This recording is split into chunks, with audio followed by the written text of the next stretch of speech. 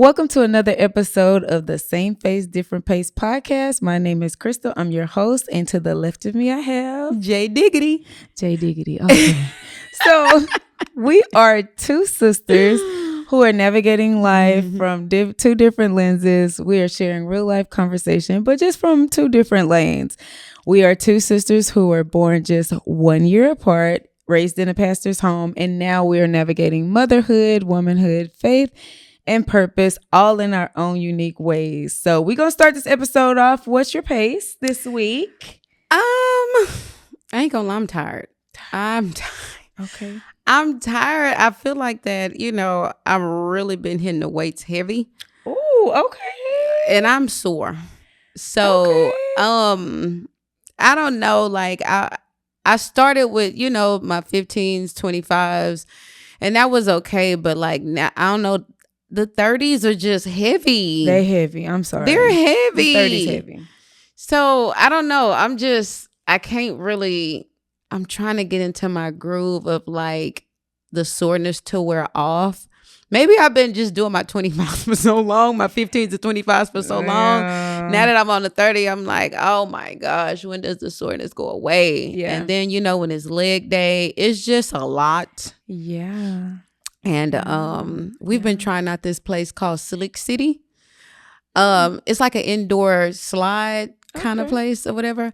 And we've been going there quite a few times now. But it's like going up the stairs and sliding down. Because the slide, 2 seconds, 1 second. Then you got to walk back up the stairs and then slide back down. It's a lot on the legs. Oh, so it's a workout facility, Slick City? No. It's okay. It's actually like an indoor slide place. You get a mat and you slide down different slides that they have. Okay. It's almost like, how water parks have the slides that you go down? It's like those, but indoor. No water though. You know, you just own a mat and you're just sliding down different slides that they have. But you have to go up these flights of stairs to get up there. So when you slide down, you go right back up. You slide down and you go right back up. Gotcha. So after leg day, that can be hard. So I'm not gonna lie, I'm tired, but I'm here. I'm not complaining. I love it. Yeah. When you said what's your pace, I was in pain at the time. So I'm like, I'm tired, y'all. I'm tired. Hey. But I'm here. What's your pace? I'm actually doing pretty good. I'm actually still in vacation mode. I need to get out of vacation mode. Please. And get back to the gym myself. Yeah. Leg days make me want to throw up. I love it. I don't.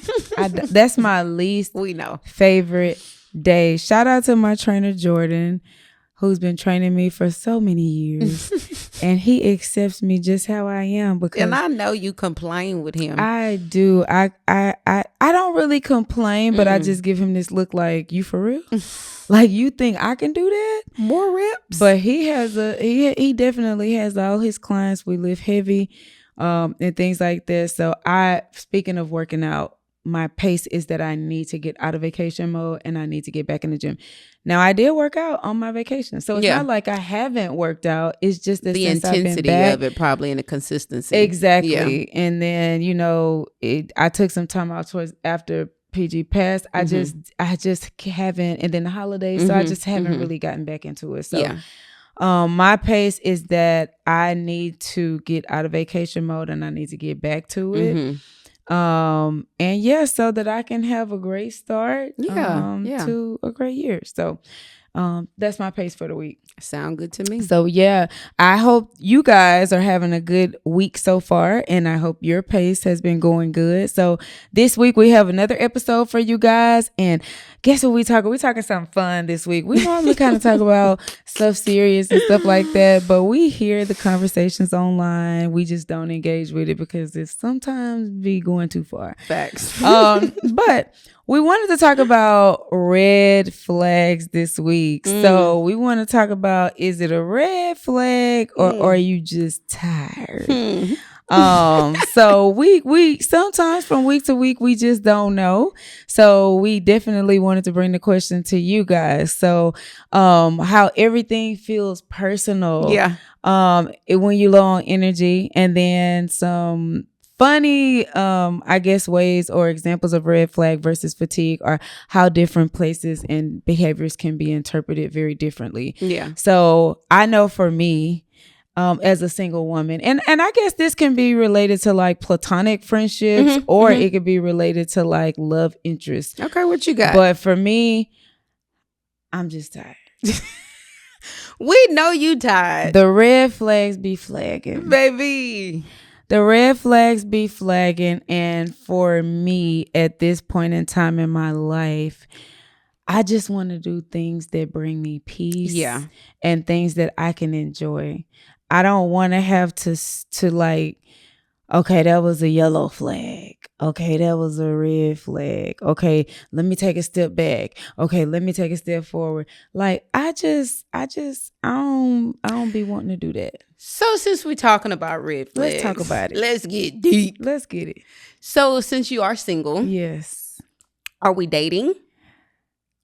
Are we conversating? Are we entertaining? Do we just have friends? Do we, because it's different, I guess, vibes out here. What we doing? Yeah. So for the longest, before Chan graduated high school, I was like, well, I could just have a friend. Yeah. I could just have a friend, somebody I'm cool with, because obviously I don't want to bring someone in our home, in our domain, in our space and things like that. And it's a lot, for me. I work remote, and then, Chan is at the house. So like, I be want to get out. Yeah. So for the longest, that was my mentality. At this point in time, since she's graduated, I'm a little bit more open to it. But then PG passed. PG is my ex-husband. Yes. Who passed a day before Halloween. And I am still grieving, very much so. PG, I still cry dang near every day. So for me, it's very hard because before his passing, I was kind of like starting to get to the point where I was like, okay, I could possibly like entertain, or I could possibly put my like little date. toe out there, I see could what's just going on. Kind of get out there, because for me, I've been so business. That it hasn't been on my top priority. For sure. I'm open to, if I meet somebody, that's cool. Yeah. If not, that's fine too. Because I have a plate full of things to do. So since PG's passing, as a matter of fact, I posted something one day and his best friend kind of was like, oh, date night. And I was like, yeah, no. Yeah. I was like, yeah, no. I was like, when you see me out, it's because my friends are pulling me out to try to get my mind off things or something like that. And I was like, and he was like, kind of like, well, I feel like you should, date or whatever. Like, that's what PG want. I'm like, I'm just not ready. And I'm like, do you know how many times we say like? How many? A lot. Because I'm like, I'm listening to you and I'm like. And I feel like, and I'm like. We cannot be serious. Okay, so since you're open, I'm assuming at this moment, what would be the biggest red flag for you with the opposite sex that may want to date you or take you out or have conversations or whatever? What would be the biggest red flag, or like maybe a red flag that you like? So the biggest red flag for me is someone that lies. Because people when they lie, they kind of forget sometimes. So I think for me, the biggest red flag is if somebody tells me something and they lie. And I get, for some of the guys, they are a little intimidated, a little bit. And I hate the word intimidated, because it's like, I don't have anything for them to be intimidated about. But they're a little hesitant, I guess, in being forward about maybe their salary. Not that I'm asking, but they feel like, well, she has everything. So the biggest thing for me is when someone lies or is dishonest with me, when somebody is not showing integrity. If somebody is not saved. I care about men who are saved. That part. I want someone who believes in God, who has faith in God, and who God is the leader in their life, and they yield to God. You want them to sing hymns? They ain't gotta sing hymns. They should know some. Yeah. I would be happy if they knew some. I don't know them all. Yeah. Brother Calvin, shout out to brother Calvin. Because he'll teach you a hymn, baby. Because he'll teach you a hymn, but I don't know them all. But to me, those would be some of the things that like I care about. I guess you can say, or the biggest red flags to me. But very much so, am not out there just on the prowl. Like I said, PG's passing kind of really did something to me. And not even with dating, it just did something to me with the fact that like we don't have as much time as we think we do. Yes. So I just don't have time for a lot of foolishness at this point. I'm going to be honest. Yeah. I haven't always been like that. I date, baby, listen. Yeah. If it's a date to have, it's going to be had. But for me, like I said, since his passing, it's just that the time factor for me is it just made it more real. For sure. So that's kind of where I'm at with it. And I would say for me, I mean, I'm not in the dating world, thank God. Ooh, you better thank him. You better praise him while you got a chance. But I feel like even in friendships, let's just say a new friend. Yes. Because I meet a lot of people when it comes to King is in a lot of sports. Yeah, so a lot of sports moms. Yeah. And, maybe if somebody on the job or, I don't know, whatever. Yeah. A red flag for me, especially trying to get close to me or whatever, is wanting to know my business. But you're not willing to share nothing about you. I do, baby. Flag. Yeah. If you just asking me questions 24/7, want to know my life story, want to know my husband, want to know my kids, want to know what's in my house, what's not in my house, what job I work at, how much money, what? But you're not willing to, baby, people do ask. Oh, wow. People will ask you. But if you're shooting these questions like that and always wanting to know something, or I can say something and you easily want to, oh, well, what did, slow down, low down. You ain't said not one thing about you and your husband. Yeah. You haven't said not one thing about you and your job. What do you do? Yeah. Yeah. It's just things like that that's a big red flag to me. Yeah. You want to know more than you want to dish. That's a red flag to me, especially trying to come into like a newer space, if that makes sense. Yeah, that makes sense. Sense. I've never thought about it like that. I never thought that people would be that forward with asking those kind of questions, but that's a shame if they asking. In friendships, that is definitely a red flag. For me, another red flag is when in private you act one way, but then like in public or on socials, you be kind of funny style. I pay attention a lot to that too. I'm like, okay. I may never say nothing, but I'm like, okay, noted. Or being one way on socials, like you're this person. Yeah. And then behind closed doors, you're not. I'm like, noted. Okay. Yeah. That's a bit. Yeah. Noted. That's a bit. So for me, it's like in platonic friendships and stuff like that, those red flags, they do matter to me, because for me, I know the perception is that birds of a feather flock together. Come on now. So for me, it matters. Yeah. Like that circle, who you put yourself around, who you open yourself up to. Like, no, I get it, because I've had to, to me, all that stuff matters. Yeah. Yeah. So, guys, what do you feel like is a red flag in a platonic or a friendship or anything like that? I know for me, one-sided relationships, lack of reciprocity, chronic disrespect, and then people who disappear in hard seasons. Ooh.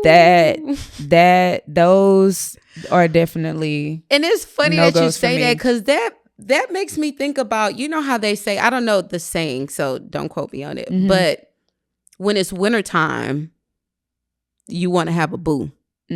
Cuffing season. That's it.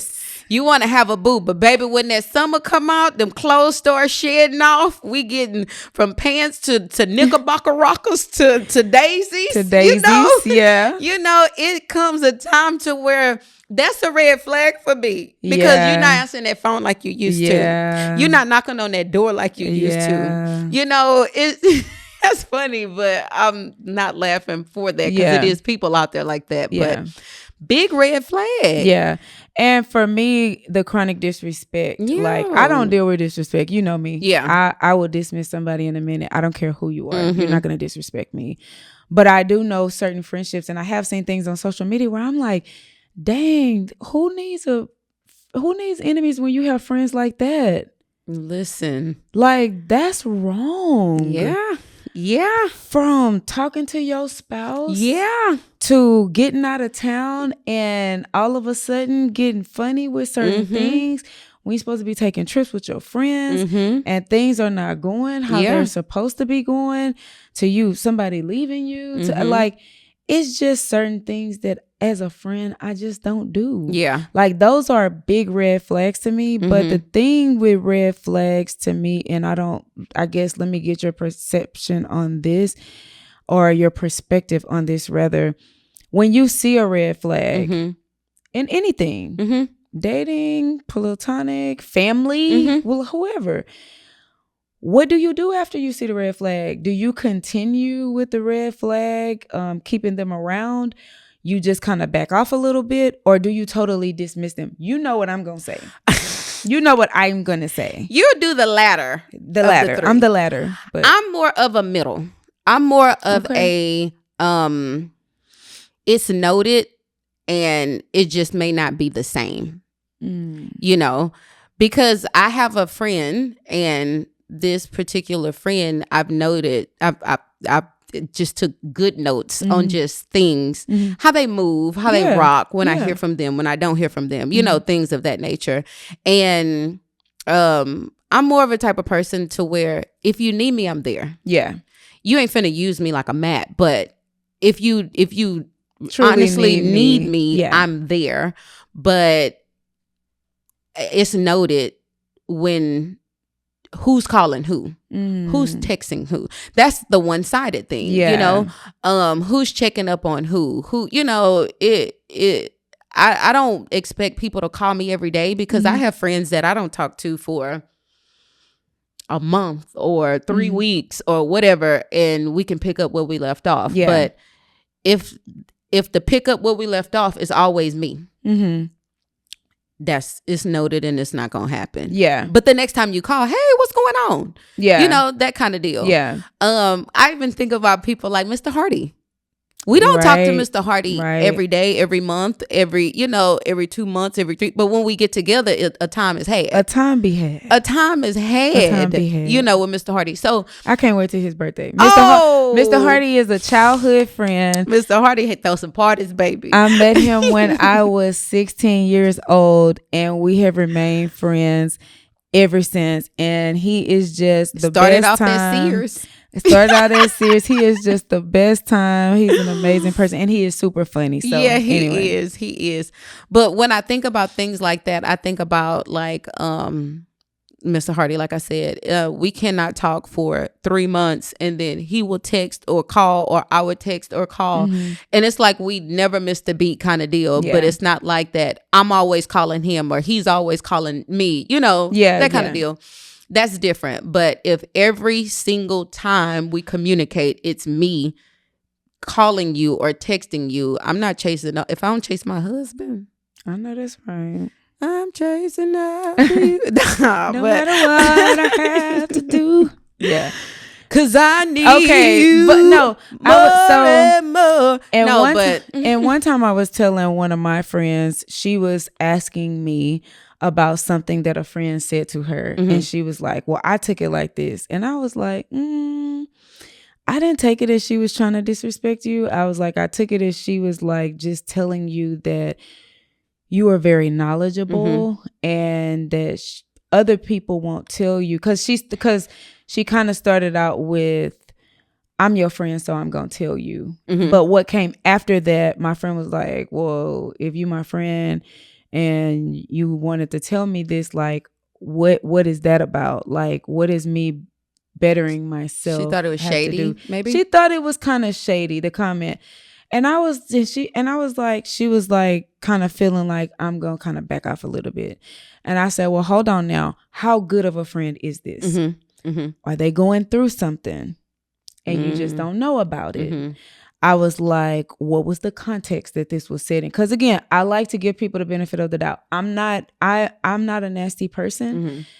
I'm a very empathetic person. I'm not the type of person to just be like, oh, well, yeah, you need to let her go. No, I said, if you truly value the relationship, it needs to be a conversation. Yeah. After she had the conversation, she figured out that it wasn't said how she thought it was supposed to be said. Yeah. So my thing is with friendships and red flags and things like that, I also feel like a little bit, how do you perceive this person? Yeah. Because if you perceive this person to be a friend and to be, somebody that you value the relationship with, somebody that you respect, somebody that you look at in a positive light, then you won't take certain comments a certain way. What you think about that? I mean, and it depends on what that person, the friend who's taking it the wrong way, what they're going through or what they've been. You never know. That's them and their husband maybe just had a falling out, or they had something on their job where they have pressure going on, or it could have been anything. Yes. So I'm kind of on the fence with that too, because she could have taken it the wrong way only because she got pressure somewhere else and I don't have time to deal with this. So, whatever. Yeah. And it turns out this person was going through something. My friend, was kind of having some pressure, in other areas. So it just, and that's, so I don't want to, when we talk about red flags and like I said, regardless of what the relationship is, friend, love interest, dating, family, whoever, work, relationships, I do feel like we have to take a step back and not be so sensitive to say, oh, red flag, I'm cut them off. Yeah. Yeah. Like, it's okay to note something and just keep a close eye on it before you decide that you're going to write them off. Because that's something, like I said. You telling yourself that? Well, yeah. Because you cut it. I knew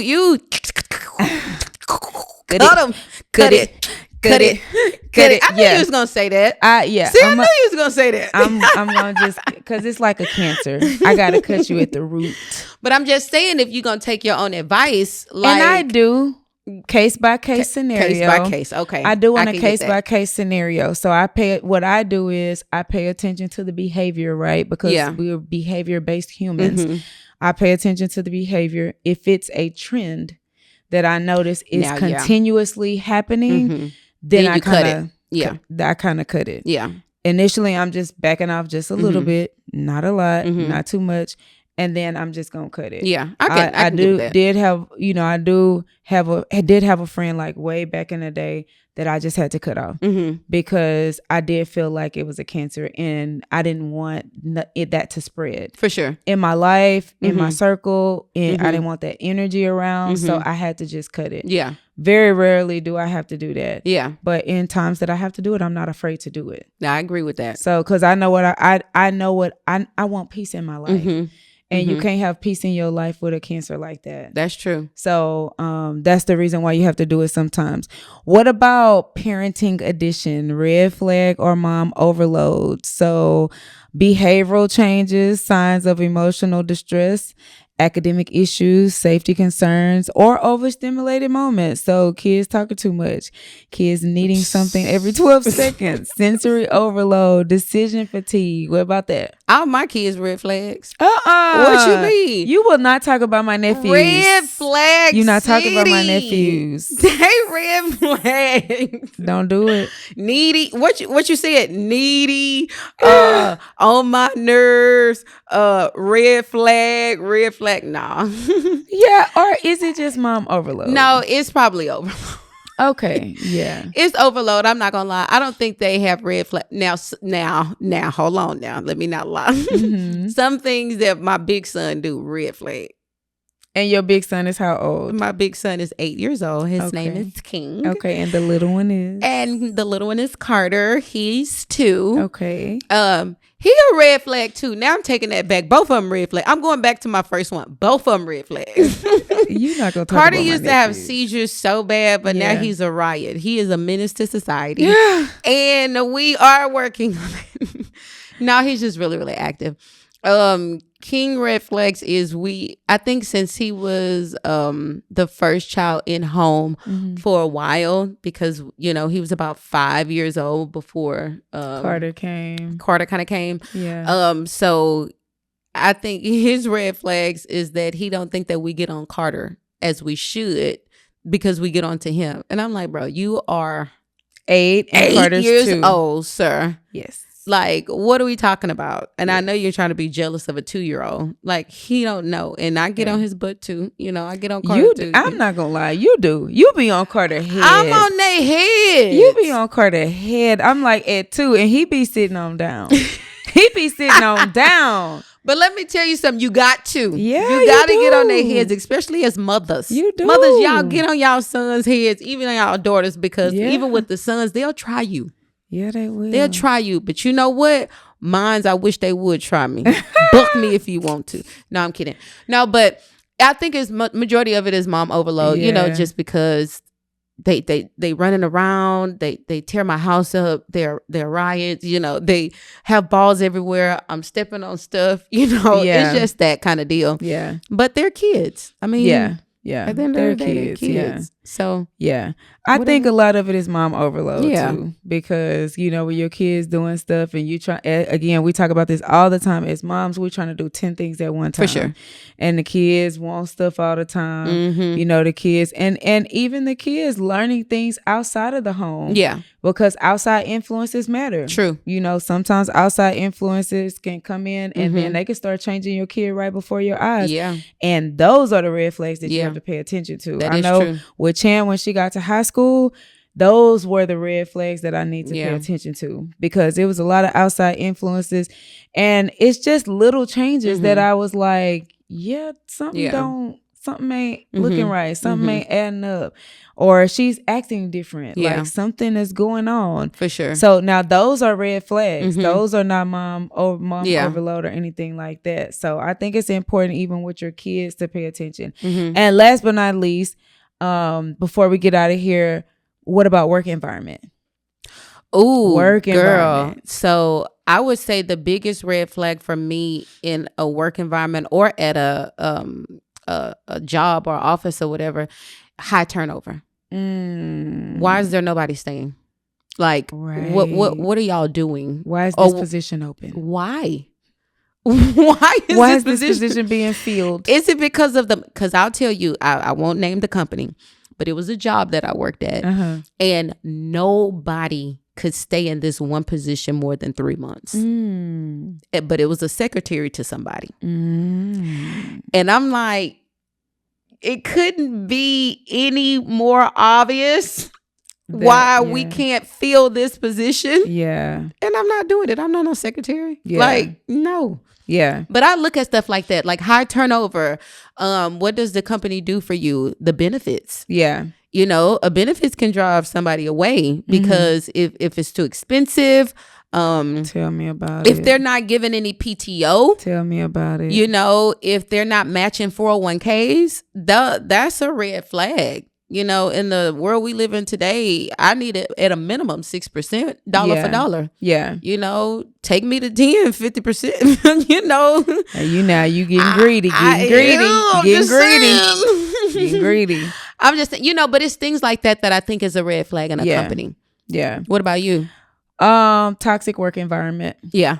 There are some companies that have some extremely toxic work environments, and like you said, people know about it. They're just not willing to do anything about it. Yeah. That is definitely a red flag to me. Yeah. Taking credit for other people's work. Ooh. That is definitely a red flag for me. Yes. Water cooler talk in the lunchroom. When you have superiors that are talking and spreading business and rumors with other people. About other people, whether it be their job performance, whether it be their salary, whether it be how their manager feels about them, all the things like that. Disorganization. when things are unorganized, that's definitely a red flag for me. I agree. So yeah, those some good ones. Those are definitely, that's not work fatigue. Yeah. That's red flag. That is red flag. So we definitely could go on and on and on and on and on about red flags. And we hope that you guys are paying attention to a lot of the red flags in your life. And sometimes it's not just you. Sometimes it's not you. It is totally a red flag. We want you guys to know that it is okay to take an observation of a red flag and to just, take heed of it, take note of it. And if you want to step away from it, to step away from it. So if you don't take nothing else from this episode, we want you to take this. Each and every red flag is not a red flag. Sometimes it is exhaustion talking. Yeah. We want you guys to give yourself some grace. Give yourself some grace and give yourself permission to rest before you react. Yes. Always remember that it is not that bad. And as long as you have breath in your body, you have the choice to change a situation or you have the choice to stay in a situation. So without further ado, Jessica, tell them where they can find us on socials. Y'all know I'm up. Same Face, Different Pace podcast. Now we are on Instagram, TikTok, YouTube, Same Face, Different Pace podcast. If you need to email us, y'all send us questions, topics, anything that you want to do. If you're not dropping it below, you can send us an email at Same Face, Different Pace podcast 25@gmail.com. We are here. Thank you guys for engaging. Man, yes. we read every comment. We're going back, liking them. After we discuss them, some are funny, we just really, y'all are dope. Y'all are really, really dope. So thank y'all so much for engaging and liking and sharing. We see it. Nothing goes unnoticed. So that's where you can find us, guys. Yes, like Jessica said, thank you guys so much for the support. Thank you guys, because we're two sisters just sharing conversation like what we would share on the phone call or whatnot. Yeah. So thank you guys for the support. We are starting to post stuff out there. We are learning still social media, a lot of stuff with social media.